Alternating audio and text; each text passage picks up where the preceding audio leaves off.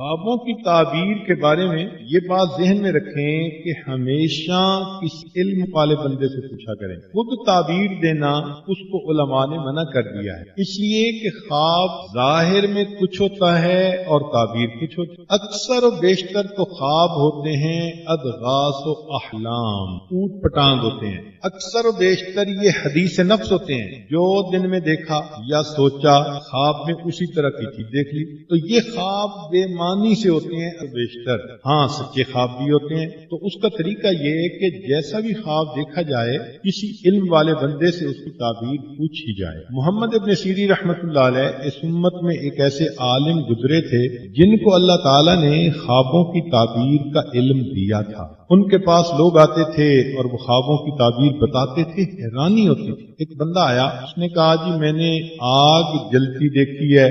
فرمایا کہ تجھے مال ملے گا، اور واقعی اس کو مال ملا. پھر کچھ عرصے بعد ایک دوسرا بندہ آیا، اس نے کہا جی میں نے خواب میں آگ جلتی دیکھی ہے، بھائی تجھے پریشانی ملے گی، اور اسے واقعی پریشانی ملی. تو شاگرد نے پوچھا کہ حضرت پہلے نے خواب دیکھا تو مال ملا اور اس نے خواب دیکھا تو پریشانی ملی، تعبیر مختلف کیوں؟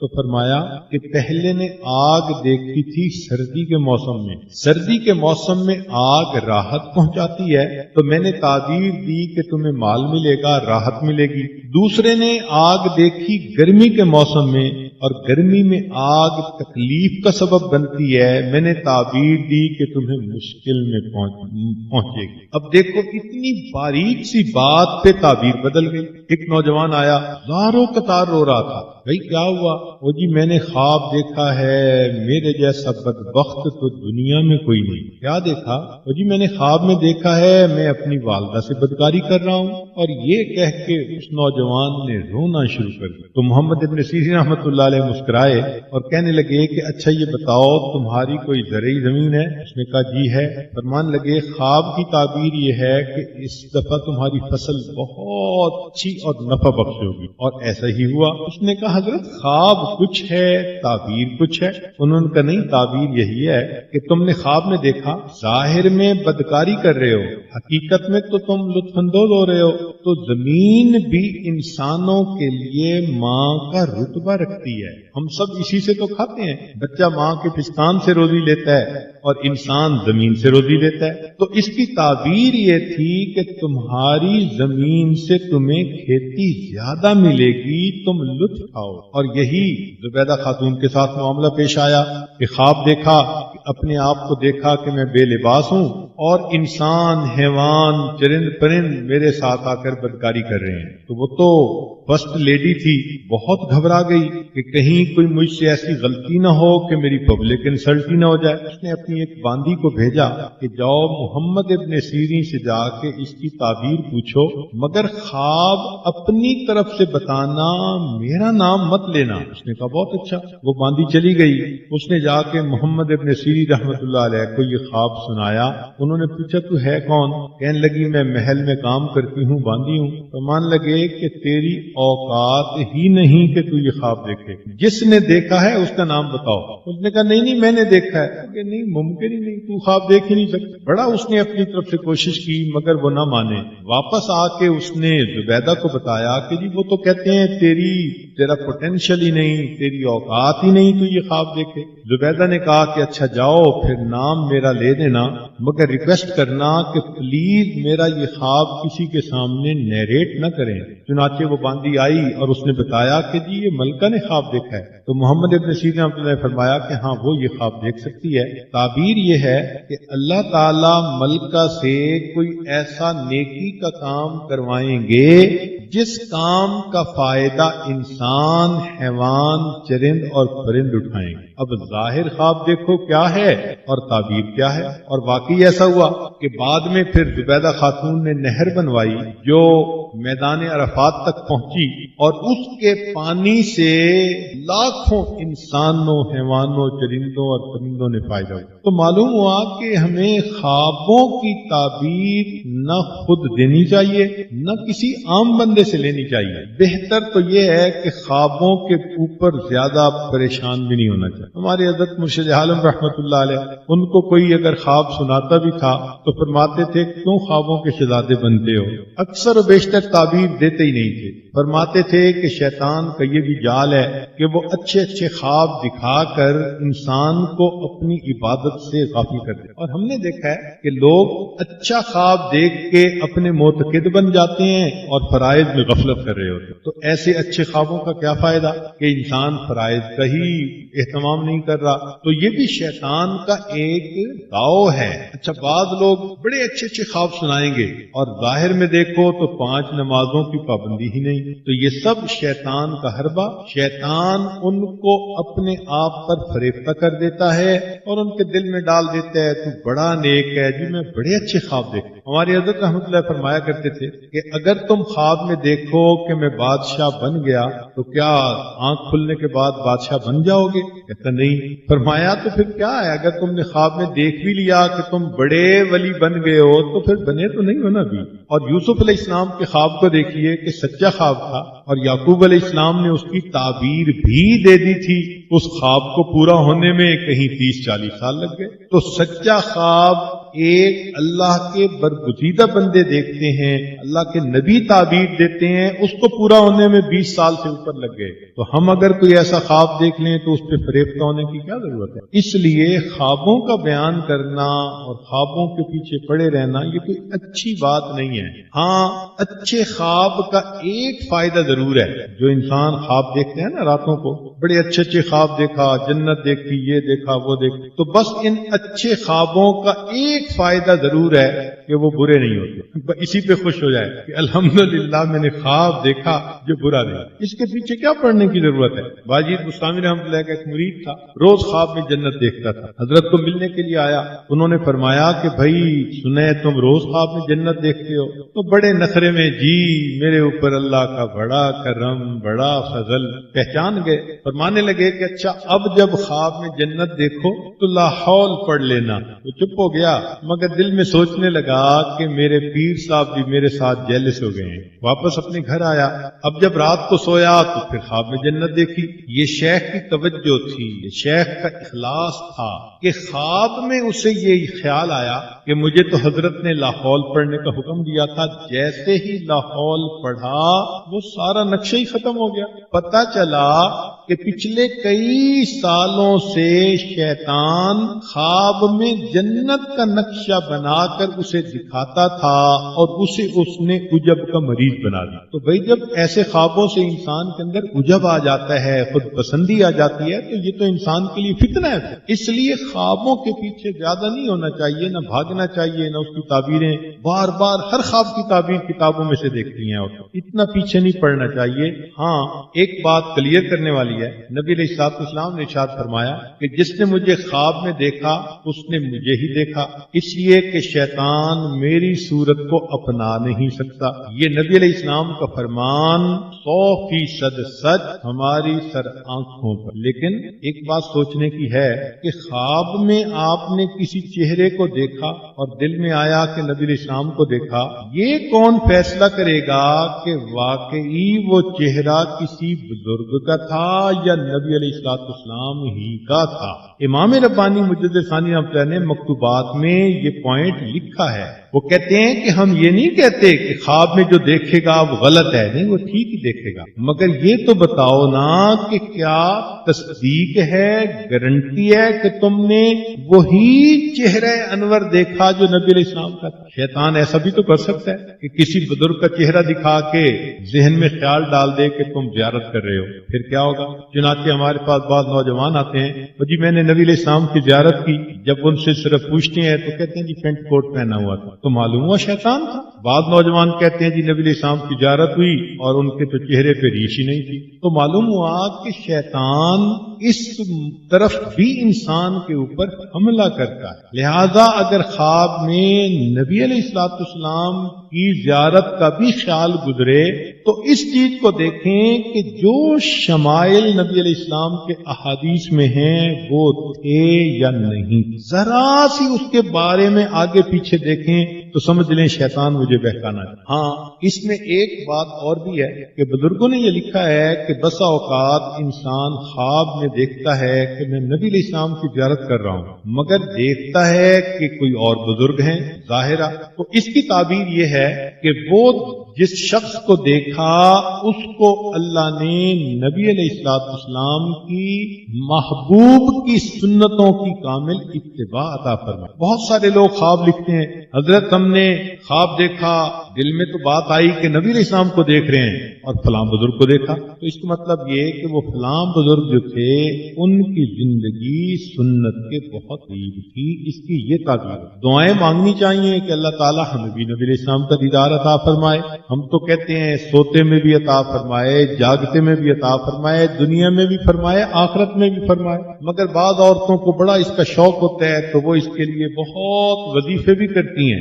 ہمارے حضرت رحمۃ اللہ فرماتے تھے کہ درود شریف کی کثرت، اس سے نبی علیہ السلام کی زیارت زیادہ ہوتی ہے، یا پھر سنت کی اتباع ہر چھوٹے بڑے کام میں، اس کی وجہ سے نبی علیہ السلام کی زیارت ہوتی ہے۔ اور تیسرا فرماتے تھے کہ انا اعطیناک الکوثر، اگر اس سورت کو 1100 مرتبہ اخلاص کے ساتھ پڑھیں تو بھی نبی علیہ السلام کی زیارت۔ تو بہرحال جس کی جو تمنا ہو اللہ پوری فرمائے، مگر دستور کی بات یہ ہے کہ انسان خوابوں کا شہزادہ نہ بنے اور ظاہری زندگی میں شریعت و سنت کے مطابق عمل کر کے اپنے اللہ کے قریب ہونے کی کوشش کرے۔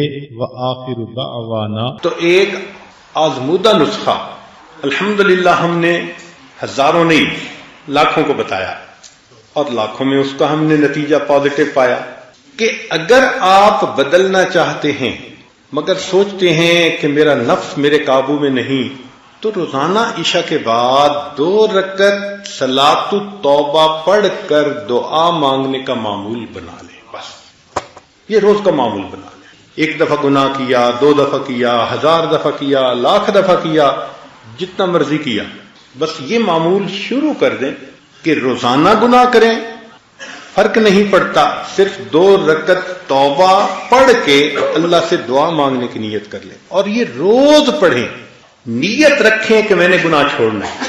آپ اس کی برکت دیکھنا، چند دنوں کے اندر اللہ تعالیٰ دل کے اندر اس گناہ سے نفرت کر دیں گے، اور اس گناہ کے ماحول سے آپ کو اپنی رحمت کے ساتھ اللہ نکال دیں گے۔ جو لوگ کہتے تھے نا کہ ہم قسم کھا سکتے تھے کہ ہم اس گناہ کو نہیں چھوڑیں گے، اللہ نے 2 رکعت اس معمول کو بنانے پر اس گناہ سے بھی جان چھڑوا دی۔ حتیٰ کہ یورپ کے ماحول میں بعض شرابی کہنے لگے جی ہم چھوڑنا چاہتے ہیں لیکن یہ زندگی کا اب حصہ بن گئی ہے، ہم چھوڑ نہیں سکتے۔ ہم نے کہا 2 رکعت نفل پڑھنا شروع کر دو۔ ڈائریکٹ اس کو کہنا کہ چھوڑ دو یہ اس کے لیے بوجھ ہوتا ہے، آپ اس کو کوئی ڈویبل چیز بتائیں جو وہ کر سکتا ہو۔ ہم نے کہا بھئی ہم تو آپ کو یہ کہہ رہے ہیں کہ 2 رکعت نفل روزانہ باقاعدگی سے پڑھو، توبہ کی نیت سے پڑھو، اور روز دعا مانگو، بس اتنا کام کر لو۔ اس نے کہا یہ تو میں ساتھ کر لوں گا۔ اب شراب بھی پی رہا ہے، توبہ کے نفل بھی پڑھ رہا ہے، شراب بھی پی رہا ہے، توبہ کے نفل بھی پڑھ رہا ہے، مگر یہ چیز زیادہ وقت چل نہ سکی۔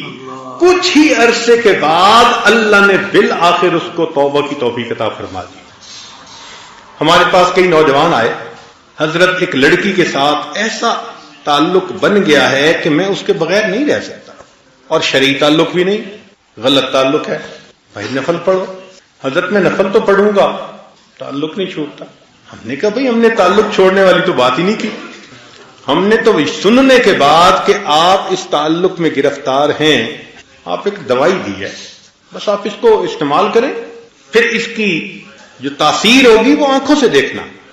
الحمدللہ کہ چند ہی دنوں میں یہ 2 رکعت صلاۃ التوبہ جو بندہ پڑھ لیتا ہے، اللہ اس کی برکت سے دل کی دنیا کو بدل کر۔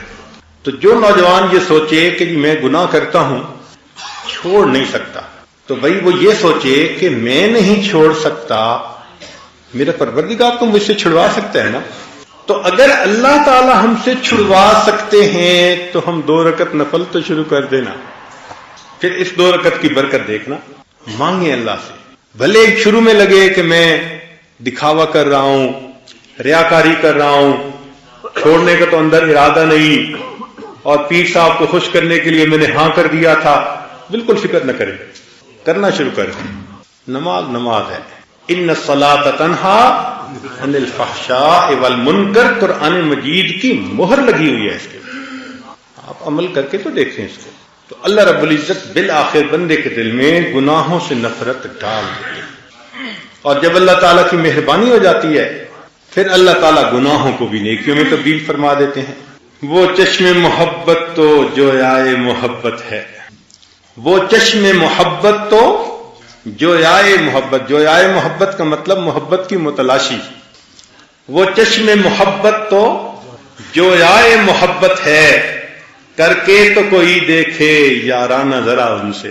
عامل لوگ بتاتے ہیں، یا جس کی وجہ سے عامل لوگ الٹا لوٹتے ہیں لوگوں کو اور ان کے عقیدے خراب کرتے ہیں. ہمارے حضرت رحمت اللہ علیہ وہ اعمال بتاتے تھے، ان کا بھی بتانا ضروری ہے تاکہ ماں کو پتہ ہو کہ ان اعمال کے کرنے سے کیا کیا فائدہ ہوتا ہے. ہم جہاں جسمانی دوائیوں سے فائدہ اٹھائیں گے وہاں قرآن کے ان اعمال سے بھی فائدہ اٹھائیں. ہمارے حضرت رحمت اللہ علیہ فرماتے تھے کہ جب کبھی رات کو نکلنا ہو ویرانے میں، جنگل میں، اور یہاں تو جنگل میں جانے کا بہت زیادہ رواج ہے، تو فرمایا کرتے تھے کہ شام سے پہلے اگر پڑھ لیا جائے چند مرتبہ سلام علی نوح فی العالمین، سلام علی نوح فی العالمین، تو اللہ تعالیٰ سنیک بائٹ سے یا اسکارپین کی بائٹ وغیرہ سے بندے کی حفاظت فرماتے ہیں. پھر ایک عمل ہے کہ دشمن کا خوف. فرض کرو بچے کو کسی بندے سے ڈر لگتا ہے، یا آپ سفر میں جا رہی ہیں اور آپ نے ایئرپورٹ سے جانا ہے تو کئی مرتبہ پولیس کا ڈر اور امیگریشن کا ڈر، کسٹم کا ڈر، یہ یا کسی حاکم کا ڈر. تو کسی بھی بندے کا ڈر اگر ہو تو ہمارے حضرت رحمۃ اللہ فرماتے تھے کہ قرآن مجید کی آیت ہے سورہ یاسین میں وَجَعَلْنَا مِن بَيْنِ أَيْدِيهِمْ سَدًّا وَمِنْ خَلْفِهِمْ سَدًّا فَأَغْشَيْنَاهُمْ فَهُمْ لَا يُبْصِرُونَ. اس کو اگر پڑھ کے آیت کو اس بندے کی طرف پھونک دیا جائے، اللہ واقعی اس بندے کی آنکھوں پہ پردے ڈال دیتا ہے اور وہ بندے کو تکلیف نہیں پہنچاتا. ہم نے اپنی زندگی میں ہزاروں مرتبہ اس آیت کو پڑھ کے آنکھوں سے اس کا فائدہ دیکھا ہے. ایک ہے بچے کو نظر لگ جاتی ہے، جس کو نظر بد کہتے ہیں، یہ لوگوں کو بھی لگ سکتی ہے، اور ہمارا تجربہ یہ ہے کہ سب سے زیادہ نظر بچے کو ماں باپ کی لگتی ہے، کیونکہ وہ خود اس کو پیار محبت سے دیکھتے ہیں تو نظر تو اثر کرتی ہے. العین حق. تو اب اس کے لیے کسی کے پاس جانے کی ضرورت نہیں. قرآن مجید کی ایک آیت ہے ان اللہ سیبطلہ ان اللہ لا یصلح عمل المفسدین. اس آیت کو 3 مرتبہ پڑھ کے ماں خود بچے کو دم کر دے، روزانہ نظر کا اتارا ہو جائے گا اور بچہ دیکھیں بڑا کام ڈاؤن ہو جائے گا. اکثر بیبیز ویسے ہی پیارے لگتے ہیں اور اگر خوبصورت ہوں تو پھر تو اور ہی کچھ بات ہوتی ہے. تو بچے کو رات سوتے ہوئے یا صبح اٹھ کر اگر یہ آیت پڑھ کے 2 دفعہ 3 دفعہ دم کر دیا جائے تو بچے کے اوپر سے بری نظر کا اثر ختم ہو جاتا ہے. ایک ہے کہ پڑھنے والے بچے اسکول میں اچھا پرفارم کریں، اچھے نمبر لیں، گریڈ اچھے لیں، ان کو جو چیزیں یاد کریں وہ یاد ہو جائیں. اس کے لیے قرآن مجید میں الم نشرح لک صدرک ایک سورت ہے، وہ بچے کو یاد کروا دیں اگر بچہ اس عمر کا ہے. اور وہ بچہ پڑھنے سے پہلے، اسٹڈی کرنے سے پہلے، چاہے کلاس میں ہو، چاہے ٹیوشن میں ہو، چاہے ہوم ورک کر رہا ہو، الم نشرح لک صدرک سورت کو پڑھ کے اپنے سینے پہ ایک دفعہ پھونک دے. ہم نے دیکھا ہے کہ بچے کی یادداشت میں بہت امیزنگ فرق آ جاتا ہے. ہم یہ عمل عام طور پر ان بچیوں کو بتاتے ہیں جو حافظ بن رہے ہوتے ہیں، ان کو میمورائزیشن میں پرابلم ہوتی ہے. تو الحمدللہ سینکڑوں حفاظ پر تجربہ کیا ہم نے، اس آیت کو پڑھنے کا ہمیشہ فائدہ ہوتا ہے. اکثر لوگ پریشان ہوتے ہیں بزنس کی وجہ سے، خرچے کی تنگی کی وجہ سے، قرض کی وجہ سے، تو مائیں اس پریشانی میں بچوں پہ توجہ بھی نہیں دے پاتی. تو اس کے لیے بھی ایک عمل ساتھ سن لیجئے. ہمارے حضرت مرشد عالم رحمۃ اللہ علیہ فرماتے تھے کہ جب بھی نماز پڑھیں ہر نماز کے بعد اول آخر ایک دفعہ درود شریف اور درمیان میں 7 مرتبہ سورت لإیلاف قریش پوری سورت 7 دفعہ پڑھیں. چھوٹی سی سورت ہے اور پھر دعا مانگیں. اس عمل کو کرنے سے رزق کی کوئی بھی پریشانی ہو اللہ اس پریشانی کو دور فرما دیتے ہیں. یہ باتیں بچوں کی جسمانی صحت کے بارے میں تھیں جو آج آپ کے گوش گزار کرنی تھی. دین وائبز، دین کی آواز. کہ بیوی اگر ان الفاظ سے خاوند کو استقبال کرے گی تو خاوند کے دل میں کس قدر بیوی کی محبت آئے گی. کوئی ہے آپ میں سے ایسی بیوی کہ جس نے کبھی اپنے خاوند کی محبت میں کوئی ایسے شعر کہے ہوں یا کوئی فکرہ ہی ایسا بول دیا ہو؟ عورت یہ سمجھ لیتی ہے کہ بس خاوند ہی کا ذمہ داری ہے کہ محبت کا اظہار کرے، اور اپنے آپ کو سمجھتی ہے کہ میں جتنا اظہار نہیں کروں گی اتنا محبوبہ بنوں گی. یہ بہت بڑی مس انڈرسٹینڈنگ ہے. تالی 2 ہاتھ سے بجتی ہے. چاہیے کہ محبت کا اچھے انداز سے اظہار کیا جائے، عمل سے بھی، قول سے بھی، فعل سے بھی. چنانچہ جب خاوند محبت کا اظہار کرے تو بیوی بھی جواب میں محبت کا اظہار ضرور کرے، ایسے الفاظ سے کہ خاوند کا دل مطمئن ہو جائے کہ میری بیوی مجھے ہی چاہتی ہے. یہ ذہن میں رکھنا. اور اگر خاوند کے ذہن میں شک پڑ جائے کہ میری بیوی مجھے بھی چاہتی ہے تو یہ جو نقطہ ہے نا ہی اور بھی کا، یہ خاوند کے دل میں فرق ڈال دیتا ہے. بیوی کو ایسی زندگی گزارنی ہے کہ خاوند کو یقین دہانی کروائے کہ آپ ہی سے محبت کرتی ہوں. دوسری عام طور پر غلطی کہ اپنی خوشی پر خاوند کی خوشی کو ترجیح دیں. اس کوشش میں لگی رہیں کہ خاوند کا دل خوش ہو. یہ نہیں کہ بس ہر وقت مجھے ہی خوش رہنا ہے، میں ہی اکھونا مٹاٹا بن کے رہوں گی. خاوند کی خوشی کا خیال رکھیں. اس کا دل خوش ہوگا تو گھر کی ذمہ داریوں کو بھی قبول کرے گا اور اس کی توجہ کا قبلہ باہر کی بجائے اپنا گھر بن جائے گا. وہ دفتر میں بیٹھ کے گھر کے لیے اداس ہوگا، لوگ اسے اپنے بزنس پہ کام کے لیے روکیں گے اور یہ جان چھڑا کے گھر کی طرف بھاگ رہا ہوگا. کیوں؟ اس لیے کہ یہ سمجھتا ہوگا کہ گھر جا کر مجھے سکون ملے گا. سیدہ عائشہ صدیقہ رضی اللہ تعالیٰ عنہا نے نبی علیہ الصلوۃ والسلام کی محبت میں اشعار بنائے، اور یہ ان کے شعر بڑے مشہور ہیں کہ جب نبی علیہ الصلوۃ والسلام عشاء کے بعد صحابہ کی مجلس سے فارغ ہو کر گھر تشریف لاتے تھے تو عائشہ صدیقہ رضی اللہ تعالیٰ عنہ فرماتی ہیں کہ نبی علیہ الصلوۃ والسلام مسکراتے چہرے کے ساتھ آتے تھے، سلام کرتے تھے. اس وقت عائشہ صدیقہ رضی اللہ تعالیٰ عنہ نبی علیہ السلام کو یہ شعر سناتی تھیں. کیا شعر فرماتی تھیں؟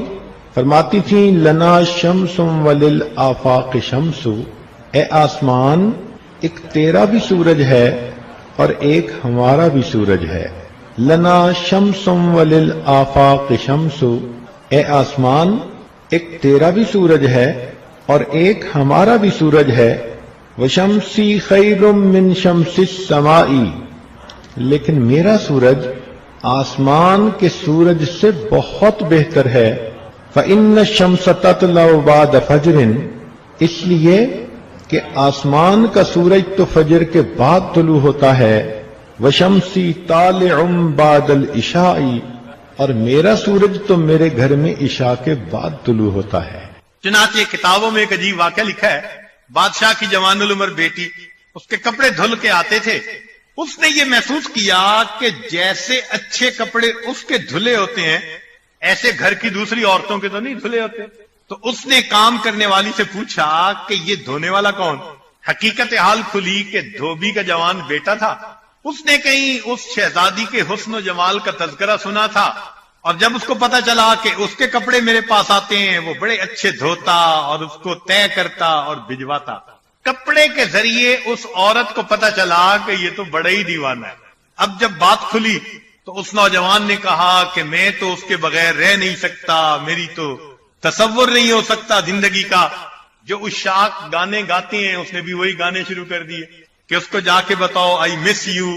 اب جب شہزادی نے دیکھا نا کہ بھائی یہ تو بے قابو ہی ہوتا جا رہا ہے تو اس نے کہلوایا کہ میرا اور تیرا ملنے کا کوئی چانس نہیں ہو سکتا. اس نے بڑی منت سماجت نہیں کوئی طریقہ ایک دفعہ تجھے دیکھ لوں, ایک دفعہ بات کر لوں. شہزادی نے کہلوایا کہ ہاں ایک طریقہ ہو سکتا ہے. میرے والد صاحب جو ہیں ان کو علماء سے بہت زیادہ تعلق محبت ہے. یہ کبھی کبھی کوئی مسئلہ ہوتا ہے تو دعا کروانے ان کے پاس چلے جاتے ہیں. تو اگر آپ بھی اسی قسم کا کوئی سلسلہ شروع کرو تو ہو سکتا ہے کہ کبھی دعا کروانے میں بھی آپ کے پاس پہنچ جاؤں. لو جی نوجوان شہر سے باہر خیمہ لگایا, تسبیح پہ تسبیح 2-3 سال وہ ذکر کرتا رہا, حتیٰ کہ کوئی لوگ جاتے اس کو ہدیہ دینے کے لیے تو وہ ہدیہ بھی قبول نہ کرتا. تو لوگوں کو پکا یقین ہو گیا کہ اس کو تو دنیا سے کوئی غرض ہی نہیں, یہ تو کسی سے پیسہ ہی نہیں لیتا, ہر وقت تسبیح پڑھتا رہتا ہے. ایک دن آیا کہ بادشاہ کو کسی نے کہا کہ جی ایک ایسا بڑا ذاکر انسان فلاں جگہ ہے. بادشاہ بھی اس کو دیکھنے کے لیے گیا, دعا کروائی اس نے کر دی. بادشاہ نے گھر آ کر تذکرہ کیا کہ اس طرح ایک بڑا نیک نوجوان ہے اور میں نے اس معاملے میں اس سے دعا کروائی. شہزادی کو موقع مل گیا, اس نے کہا کہ کبھی اگر اجازت ہو تو میں بھی اور سہیلیوں کے ساتھ دعا کروانے چلی جاؤں. بادشاہ نے اجازت دے دی.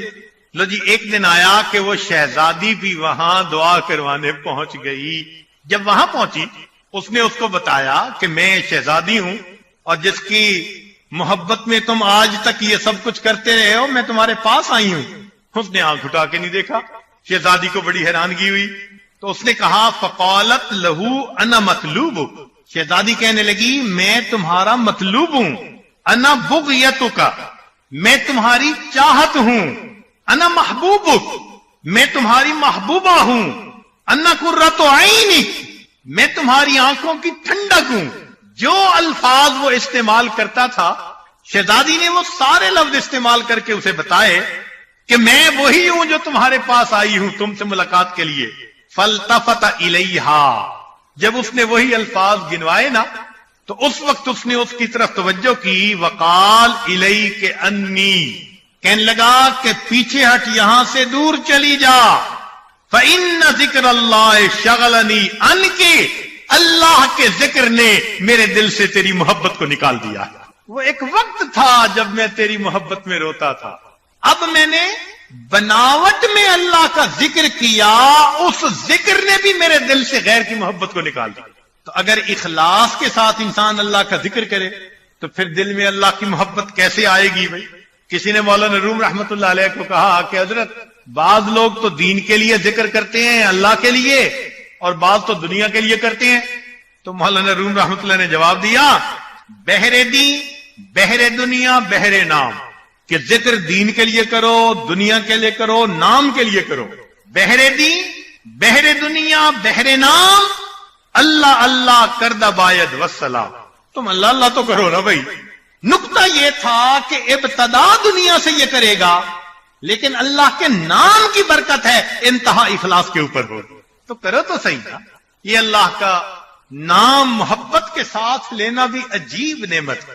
حضرت گنگوئی رحمت اللہ علیہ نے ایک بات لکھی, فرماتے ہیں کہ جس شخص نے پوری زندگی میں ایک مرتبہ اللہ کا نام محبت سے لیا ہوگا, جس شخص نے پوری زندگی میں ایک مرتبہ اللہ کہا ہوگا محبت کے ساتھ, فرماتے ہیں یہ جو محبت سے لیا ہوا ایک مرتبہ کا نام ہے کبھی نہ کبھی اس بندے کے جہنم سے نکلنے کا سبب بنا دیا جائے. ایک مرتبہ محبت سے نام لو, وہ نام بھی جہنم سے نکال دے. ہمارے اکابر نے لکھا کہ جو شخص اس دنیا میں اللہ رب العزت سے دوستی کرنے کی کوشش کرے گا, محنت کرے گا, میرے دل میں اللہ کی محبت آ جائے, میں اللہ کا دوست بن جاؤں, تو وہ فرماتے ہیں کہ جو شخص اس دنیا میں اللہ کی محبت کو پانے کے لیے, اللہ سے دوستی لگانے کے لیے محنت کرے گا, اللہ اس بندے کو قیامت کے دن کبھی دشمنوں کی قطار میں کھڑا نہیں فرمائے گا. اس کی رحمت سے وعید ہے کہ یہ تو اس کی محبت کے حصول کے لیے مجاہدے کرتا رہا ہو اور اللہ تعالیٰ قیامت کے دن دشمنوں کی قطار میں کھڑا کر دیں؟ یہ کیسے ممکن ہے؟ تو پہلی بات، کثرت سے ذکر کرنے سے اللہ رب العزت کی محبت دل میں بھر جاتی ہے۔ دوسری بات، قراءۃ القرآن بالتدبر والتفہم، قرآن مجید کو تدبر سے، معانی کا اعتبار کرتے ہوئے پڑھنا، اس سے بھی محبت بڑھتی ہے۔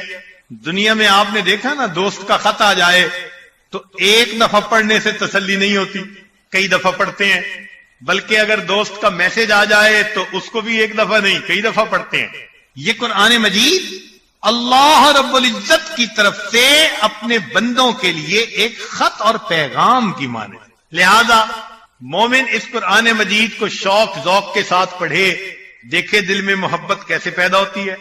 آج اگر محبت ہے کہیں، فون پہ باتیں، آدھا گھنٹہ، ایک گھنٹہ، گھنٹوں باتیں، مومن کی بھی یہی پہچان کہ دل میں اللہ رب العزت کی محبت ہوتی ہے، لہذا قرآن مجید کے ذریعے وہ اپنے اللہ سے ہم کلامی کرتا ہے۔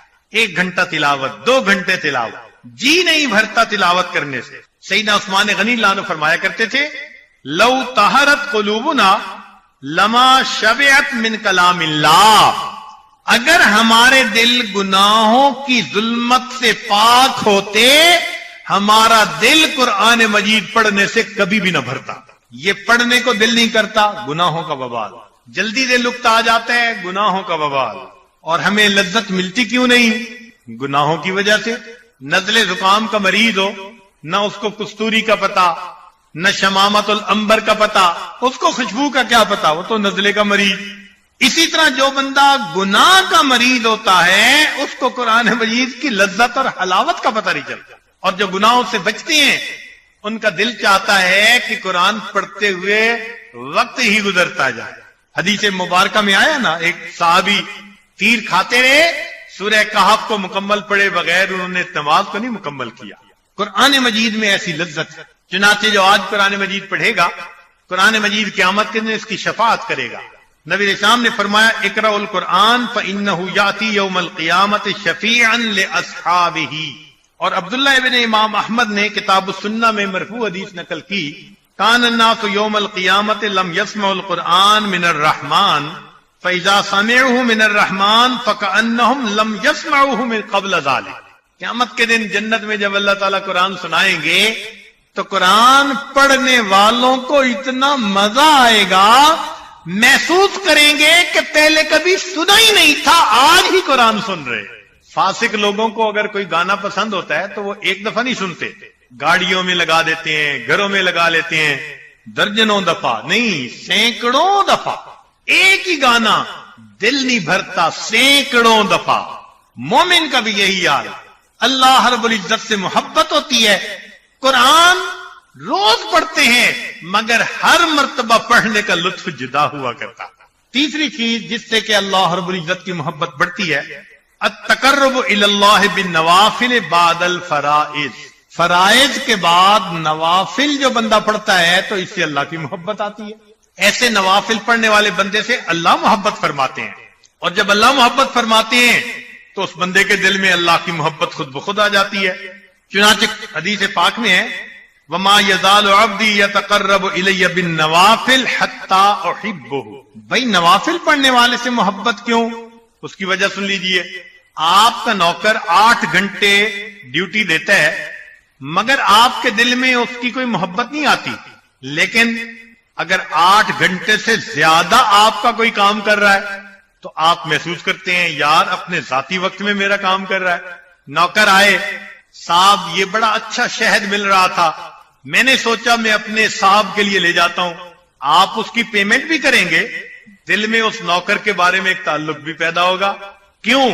اپنے وقت میں سے اس نے آپ کے لیے وقت نکالا۔ یہ جو نفل پڑھنے والا بندہ ہوتا ہے، یہ اپنے وقت میں سے اپنے اللہ کے لیے وقت نکال رہا ہوتا ہے، اس لیے اللہ کو یہ پیارا لگتا ہے۔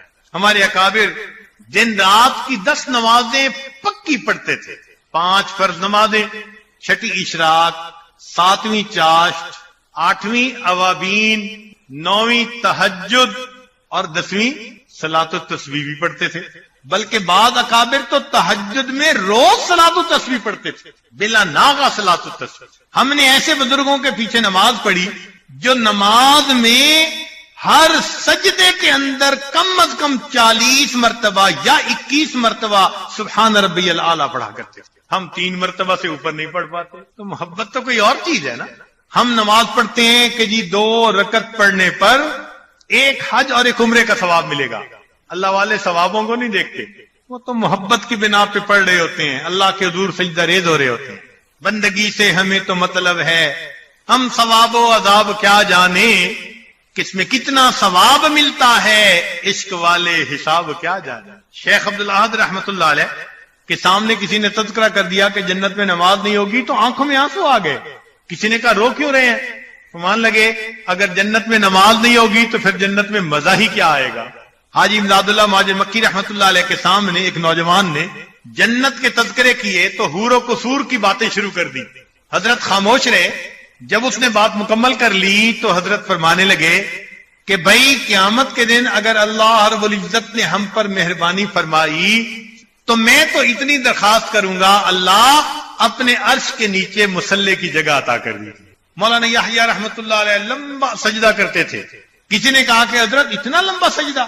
فرمان لگے ہاں، جب سجدہ کرتا ہوں یوں محسوس ہوتا ہے کہ میں نے اللہ کے قدموں پہ سر رکھ دیا، میرا سر اٹھانے کو جی نہیں چاہتا۔ کیا سجدہ ہوگا جو بندہ اس طرح کر رہا ہو کہ آقا کے قدموں پہ میں نے سر رکھ دیا۔ تو نماز کا اپنا ایک مزہ، اسی لیے آج کل سالکین نوافل کم پڑھتے ہیں، پڑھنے چاہیے۔ کیوں؟ ہم نہیں جانتے کس جگہ کا کیا ہوا کون سا سجدہ میرے اللہ کو پسند آ جائے، کس سجدے پر مغفرت کا فیصلہ کر دیا جائے۔ اس لیے مصلی پر بیٹھنے کی عادت ڈالنی چاہیے۔ آپ یوں سمجھ سکتے ہیں کہ جس کو اللہ سے محبت ہوگی اس کو مصلی پہ بیٹھنے کے ساتھ محبت ہوگی۔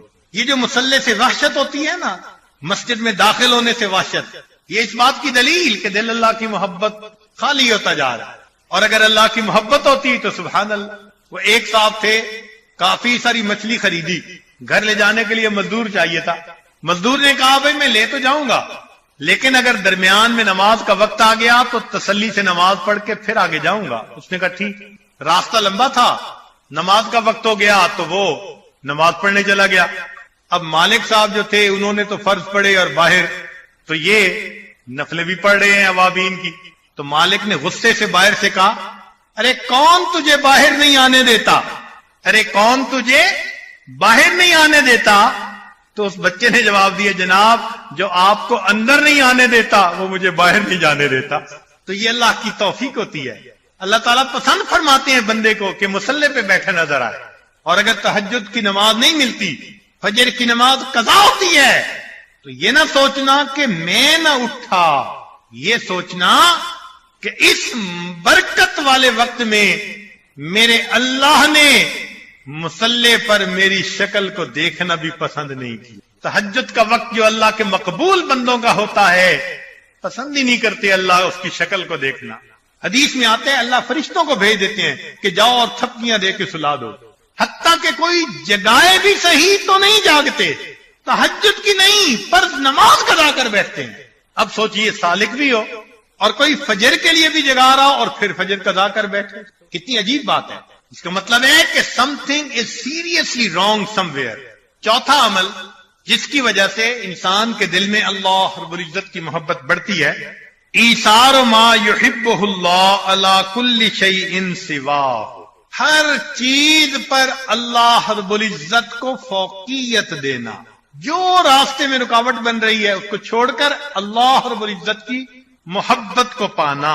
اسی لیے جو اللہ رب العزت سے محبت دنیا میں کرے گا، جنت میں اللہ تعالیٰ ان کو اپنا دیدار عطا فرمائے۔ نبی علیہ الصلوۃ والسلام دعا مانگتے تھے کہ اے اللہ اسألک لذۃ النظر الی وجہک الکریم، اے اللہ آپ کے چہرے پر ایک نظر ڈالنے کا میں سوال کرتا ہوں، مجھے یہ نعمت عطا فرما دیجیے۔ اور حدیث مبارکہ میں آتا ہے کہ نبی علیہ السلام نے قسم کھا کر کہا فواللہ، اللہ کی قسم، ما آتاہم شیئا احب الیہم من النظر الی، کہ جنت کی جتنی بھی نعمتیں ہوں گی सब की सब नेमतें छोटी होंगी, जन्नतियों को अल्लाह के दीदार से बड़ी कोई नेमत अता नहीं की जाए।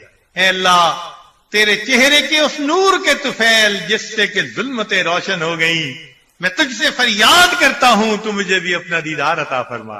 एक हदीस पाक में है, अन्नहु इज़ा तजल्ला लहुम, कि जन्नती जन्नत में नेमतों में खूब मजे कर रहे होंगे। जब अल्लाह की तजल्ली होगी, वरआउहु, वो देखेंगे, नसू माहुम फीहि मिनन नईम, वो भूल ही जाएंगे कि इससे पहले हमें कोई जन्नत की नेमत मिली थी या नहीं मिली।